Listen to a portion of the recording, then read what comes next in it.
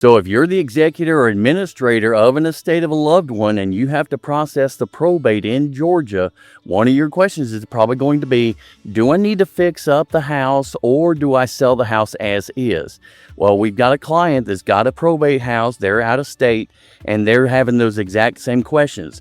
They're trying to decide whether they want to fix up the house and keep it as a rental, fix up the house and list it on the market, or sell the house as is. So we're going to go around on this house and show you some of the things that are going on with this house to help you decide those questions of whether or not to list the house, keep it as a rental, or sell the house as is for cash. So let's get started.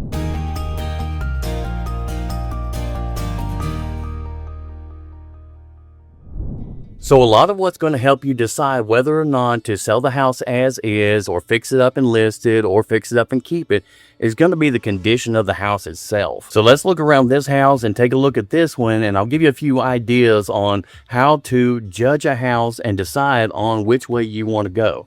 Now, of course, if the house is in pristine condition and there's nothing to do to it, or it's got a little cosmetic stuff, paint, carpet, stuff like that, that's pretty simple and easy to take care of, and you can put the house on. And if you want to keep it as a rental, then it doesn't take long. Or if you want to list the house, then you don't have to do too much to get it to that point. Now, there are some things that a lot of buyers look for. If you're going to list the house, a lot of the people that are going to be making offers on the house are going to be retail buyers. They're going to move into the house themselves. So they want a house that's going to be turnkey. So if it's not turnkey, then that's one of the things that you're going to need to evaluate. Now, for example, in this house, we've got a few issues with this house. Like you see above my head, the rain has come down, it's gotten behind the shingles, and the fascia boards are starting to rot. Here over my head, and then over here by the power pole. The power pole's got some leaks going around the line because the power pole goes through the roof, and then it's leaking down and it's been rotting out the fascia boards. So that's the kind of thing that a buyer is not going to be interested in doing repairs. And most of the people that are going to be making offers on a house like this are usually going to be investors or cash buyers like myself. So these are the kinds of things that you may need to go ahead and fix before you do anything with the house. Okay, so let's step into the office and run some of these numbers real quick. So as you saw, depending on how much repair the house requires is going to help you decide whether or not you take a cash offer, or you fix the house up and sell it, or fix the house up and keep it. Either way, one thing you need to be aware of right now is at this point, the house is still in the estate and the house is still being probated. So the estate owns it. The estate needs to pay for these repairs. And if the estate doesn't have enough of these funds, or somebody in the family who is intending to buy the house from the estate or inherit the house from the estate doesn't have the funds, then that's the first question that needs to be answered on, can you afford the repairs? If not, then chances are your best bet is probably going to be taking a cash offer and just selling the house as is. So let's take a look at the rest of the house. Now, another thing to consider that a lot of your buyers are going to be looking at is going to be the roof. Now, in this example, the owner died about 6 months ago. She was an older lady and she was not able to afford to do a lot of repairs. So this roof right here is a little bit more dated. It's got the streaks in it. It's got some shingles that are peeling up, and some of the asphalt has started to wear away. So this roof is definitely needing to be replaced.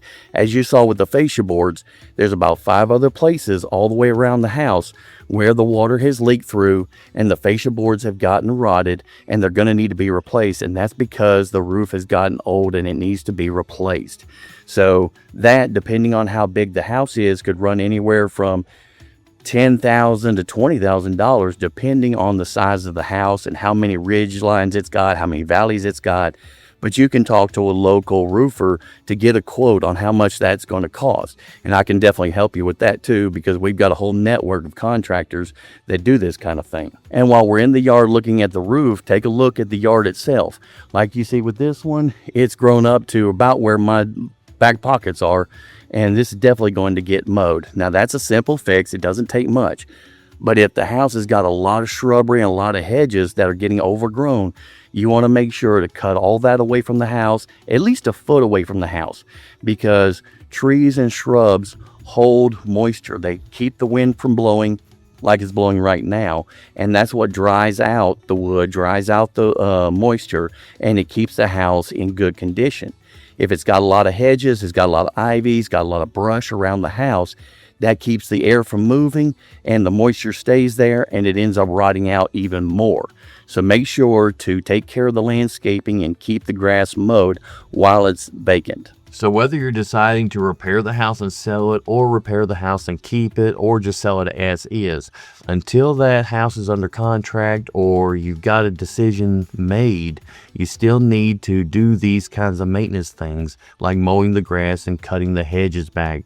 This is just preventative maintenance to keep any future damage from progressing. And one more point is, when you have this house and it's vacant, one good idea would be to make sure to secure the house, because an empty house, the neighbors are going to notice, they're going to see the grass growing up, and kids have a tendency to get curious. So don't give them any reason to want to kind of sneak into the house and poke around. Now, the next thing that you're going to need to consider when deciding whether to fix up a house in probate or sell the house as is going to be the cleanup. Now, of course, when somebody passes away, the items that they've got in the house are still going to be there. So cleaning out all these items and getting all this put in the dumpster or given to the church or sold at an estate sale, those are all things that you need to consider. If there's a lot of items that the family wants, then great and wonderful. But in this case, the member that died was a little bit of a pack rat, so she had a lot of things that only were important to her. So this house, we're going to have to get a dumpster and take a lot of this stuff out of here, which dumpsters right now are costing them anywhere about $450 to $500 per drop off, which means they pick it up, they charge you. If they bring it back again, they charge you again. So that's going to be another cost that you need to consider when you're deciding on how much is it going to cost to fix up the house and whether or not it's worth it. So in this example of a house in probate, they're deciding on whether or not to fix the house up or sell the house as is.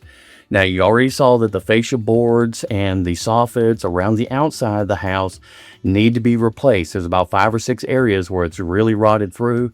The yard has grown up to about 2 feet tall, so landscaping is going to have to be done. The roof has definitely got to be replaced. And the carpet still looks pretty good, but it's dated and it's got some stains to it. And I'm not even going to show you the refrigerator because it's been taped shut because the power got turned off, which is another thing. If you can keep the power on, please do so, because that's going to save you a little bit of trouble later on when you're cleaning out the fridge and the freezer and you don't pass out from asphyxiation. So make sure that you keep the power on so at least you can see through the house. You can take an inventory of everything. Now, with this particular house, it's probably going to cost in the neighborhood of about $40,000 to $50,000 to do a complete rehab. That means repainting the walls, changing out all the flooring, putting out new flooring, replacing the roof, and since there's no power, we don't know what the condition of the air conditioner is in. So if we get the power turned on and it turns out the air conditioner doesn't work like it's supposed to, then that's another expense. But again, if you've got a house in probate that's in good condition and it doesn't need a whole lot of fix-ups and you can move quickly, then it might be best just to go ahead and put it on the open market and get another family to buy it and move into it. Either way, I can help you with any of that. And one more thing before I let you go, if you are responsible for doing the administration or the executorship of the estate, make sure that you keep the mortgage up to date and paid. If the house has a mortgage on it, it could actually go into foreclosure for non-payment before you ever get your authority from the judge to be the administrator or the executor. I've had a few clients already that have lost their house because they were waiting on the judge to sign off on their administratorship and they'd never made the mortgage payments because nobody could afford to.